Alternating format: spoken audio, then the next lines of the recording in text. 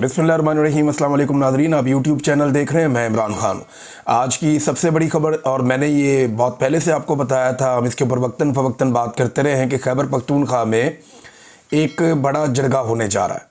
और ये खैबर पख्तूनख्वा की हुकूमत पाकिस्तान तहरीक-ए-इंसाफ की हुकूमत का एक बड़ा कारनामा है। तमाम पॉलिटिकल पार्टीज़ को, तमाम स्टेक होल्डर्स को एक प्लेटफॉर्म के ऊपर इकट्ठा करना, ख्वाह वो पार्लियामेंट के अंदर मौजूद हैं, कौमी असम्बली, सूबाई असम्बली में मौजूद हैं या मौजूद नहीं है। यानी जो पार्टी है PTM, उसको भी बुलाया गया, बलूचिस्तान की पार्टियों को भी बुलाया गया, खैबर पख्तूनख्वा की तमाम पॉलिटिकल पार्टीज़ को इसके अंदर दावत दी गई और तमाम के रहनुमाओं को कहा गया कि आप आएँ और आकर इसमें शिरकत करें।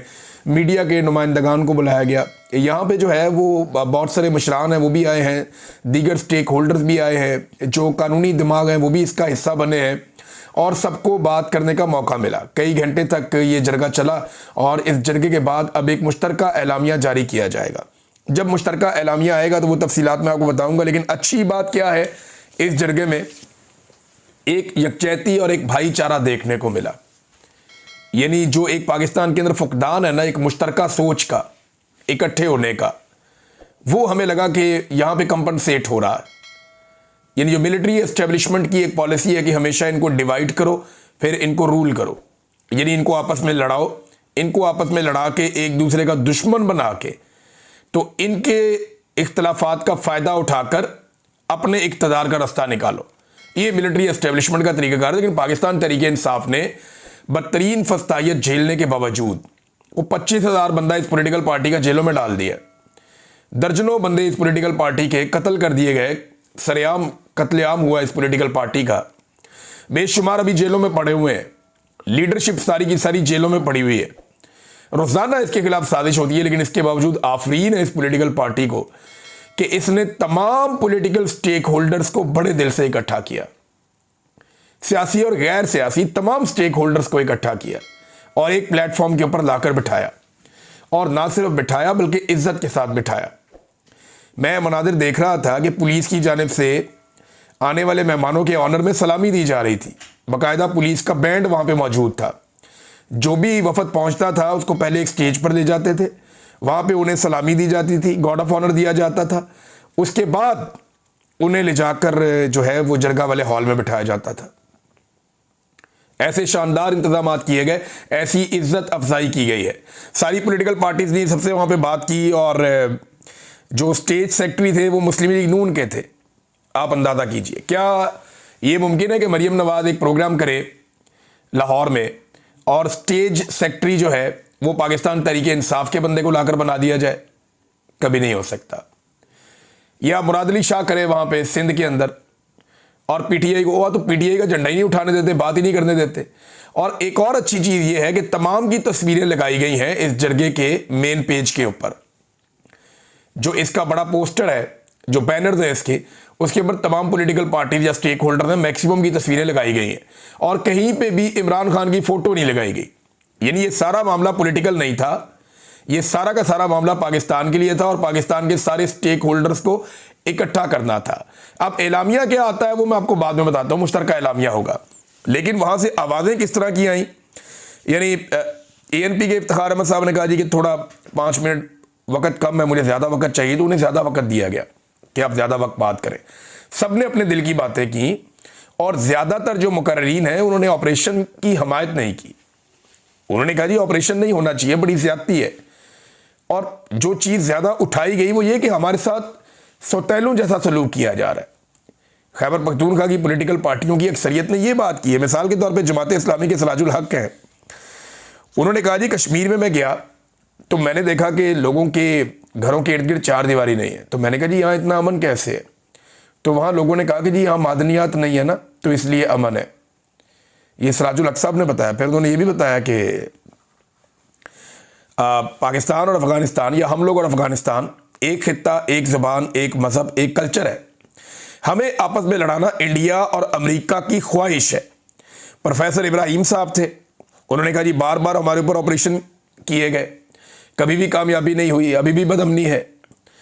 तो इस मरतबा अगर हमने नकल मकानी करनी पड़ी ना तो हमने GHQ में जाके अपने खैमे लगाने हैं।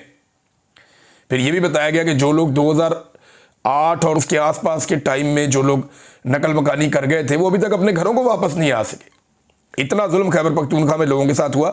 जुनैद अकबर साहब ने बड़े ज़बरदस्त फैक्ट्स वहाँ पे बयान किए और उन्होंने बताया कि तालिबान को वापस लाना सियासतदानों का काम ही नहीं था।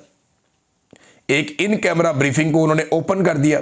उन्होंने कहा जी इन कैमरा ब्रीफिंग में आर्मी चीफ और डीजी ISI ने यह फैसला किया था और उन्होंने बताया था इन कैमरा ब्रीफिंग में कि तालिबान हमारे बच्चे हैं, हमें इनको वापस लाना होगा। अफगानिस्तान के पास उनको संभालने की काबिलियत नहीं है। ये थी पाकिस्तान के आर्मी चीफ और डीजी ISI की सोच जो उन्होंने इन कैमरा ब्रीफिंग में बताई सियासतदानों को। तो सियासतदानों का तो ये फैसला ही नहीं था। फिर जुनैद अकबर ने मजीद बताया कि अगर एस्टेब्लिशमेंट को हमसे मसला, हमारे साथ नहीं बैठ के बात करना चाहते, तो एक सियासी जमातों के सारे स्टेक होल्डर्स की एक कमेटी बना लें और उनके साथ बैठ जाएं और फैसला कर लें। हमारा वादा है कि खैबर पख्तूनख्वा की हमारी हुकूमत उसके ऊपर मिनवान अमल करेगी, लेकिन बैठ कर फैसला करें, सिर्फ अपने दिमाग को जो है वो इस्तेमाल ना करें। फिर उन्होंने बताया कि तालिबान से मुज़ाकरात के लिए सियासी जमातों ने लोग नहीं भेजे थे, ये कोर कमांडर ने भेजे थे।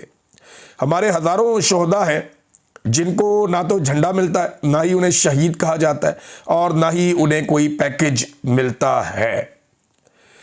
जब कौमी तराना हुआ नाज़रीन इसमें जरगे में, तो तमाम पॉलिटिकल पार्टीज जितने स्टेक होल्डर थे सारे खड़े हुए, लेकिन जो एक पॉलिटिकल पार्टी है PTM वो लोग नहीं खड़े हुए। उन्हें खड़ा हो जाना चाहिए था रवादारी के तौर पे, लेकिन वो नहीं खड़े हुए। मेरे ख्याल में नफ़रत फैलती है। हमें इस वक्त फायर फाइटिंग की ज़रूरत है और फायर फाइटिंग यही है कि सबको मौका दिया जाए, सबके तहफ़्फ़ुज़ात और बातें सुनी जाएँ। मोहसिन दावर ने वहाँ पे खड़े होकर बात की। उन्होंने कहा कि हमारे ऊपर ऑपरेशन मुसल्लत ना किया जाए। बाकी सब लोग भी इससे मिलती जुलती बात कर रहे थे। सुहेल अफरीदी ने एक बड़ी इंपॉर्टेंट बात की। एक तो उन्होंने आदाद शुमार बताया कि जनाब हमें हमारा हक ही नहीं दिया जाता। उन्होंने बताया कि खैबर पख्तूनख्वा के साथ कितनी ज़्यादती की जा रही है। ये भी बताया कि रेवेन्यू शेयरिंग में सिंध को 2.5% मिल जाता है, पंजाब को 2.3%, बलूचिस्तान को रिवर्स करके 2.7%, जबकि खैबर पख्तूनख्वा को जो 1% है उसके ऊपर भी सबको तकलीफ होती है। फिर उन्होंने बताया कि कैसे अरबों रुपया जो वफाक ने खैबर पख्तूनख्वा की हुकूमत का देना है वो नहीं दे रहे। फाटा के मर्जर के बाद जो वादे किए गए थे उनमें से कोई भी पूरा नहीं किया गया। फाटा को जो बजट देना था फेडरल गवर्नमेंट ने, वो अब तक फाटा के लिए सूबाई हुकूमत को नहीं दिया गया। तो जब आप बजट ही नहीं देंगे, जब आप उनका हक मारेंगे, तो वहाँ पे तरक्की कैसे आएगी, वहाँ पे बदअमनी कैसे ख़त्म होगी, लोगों के पास रोज़गार होगा, लोगों के पास खुशहाली आएगी, तो तभी तो दहशतगर्दी में कमी होगी। तो सुहेल अफरीदी ने यह भी मामला उठाया और एक और बात उन्होंने कही कि जो रियासत है ना वो अपनी पॉलिसी को बदले। ये जो बंद कमरों में फैसले किए जाते हैं, जिनको मुसल्लत किया जाता है, ये गलत है। इससे दहशतगर्दी ख़त्म नहीं होगी।